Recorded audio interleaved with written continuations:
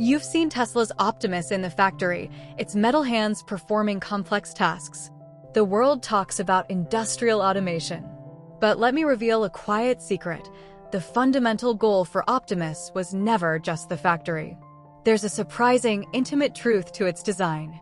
When Elon Musk introduced the concept, his vision went far beyond building cars.